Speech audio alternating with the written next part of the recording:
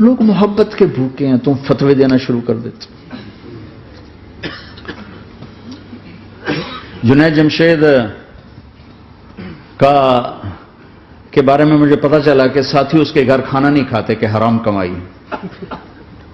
وہ بہت ڈس ہارٹڈ ہے، نیا نیا تبلیغ میں آ رہا تھا.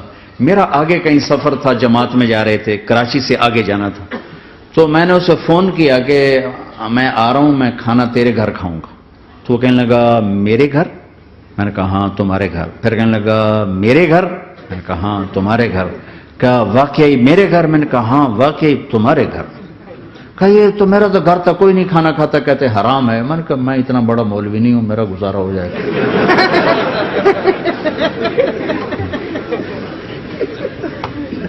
کچھ عرصے بعد وہ 4 مہینے کے لیے جماعت میں چل رہا تھا. لوگوں کو محبت.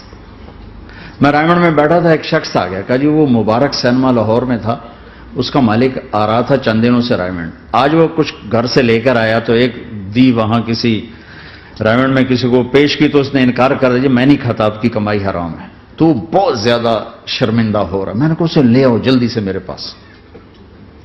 وہ اس کو لے کر آئے تو میں نے کہا جی کیا نام ہے؟ کہا جی ہارون. کیا کرتے ہو؟ تو اس نے سر یوں کر لیا، وہ چھوٹا سا بزنس ہے. میں نے کہا کیا بزنس ہے؟ بہت چھوٹا موٹا بزنس ہے. میں نے کہا بھائی بتاؤ تو صحیح. سینما ہے. سینما ہے.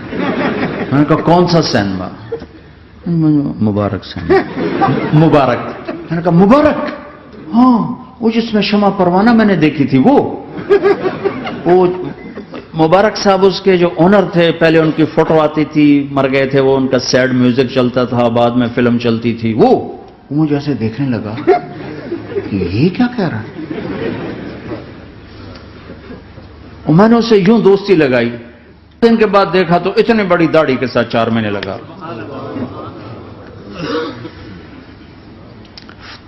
لوگ فتوے دینے میں بڑی جلدی کرتے، بدگمان بڑی جلدی ہوتی.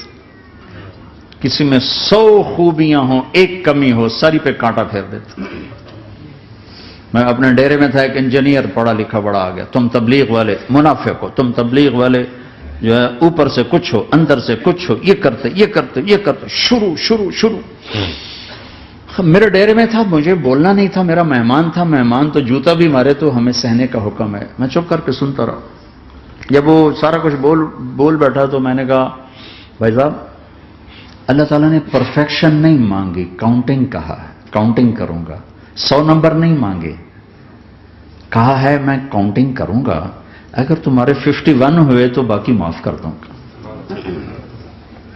تو جو گناہ عیب ثواب آپ بتا رہے ہیں ممکن ہے اللہ معاف کر دے ان نیکیوں کی وجہ سے جو تبلیغ والے کر رہے ہیں.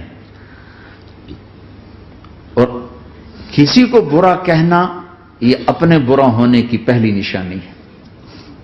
میرے نبی نے فرمایا کسی کے برا ہونے کے لیے یہی کافی ہے کہ دوسرے کو برا کہے.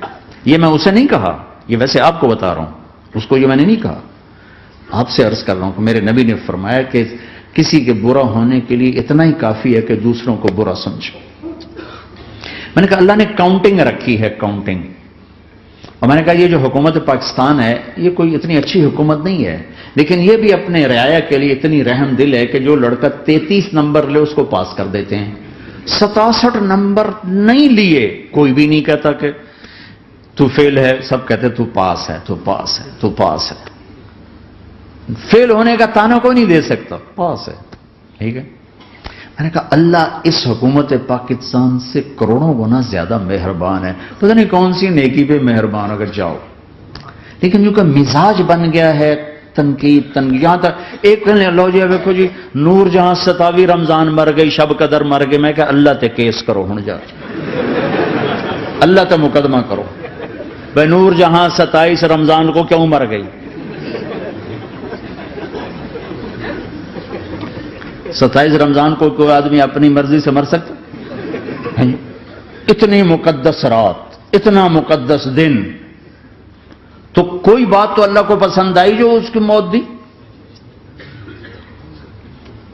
لیکن ہماری عادت بن گئی ہے کمیاں پکڑنا، ٹانٹنگ کرنا، چھلنی کر دینا سینہ.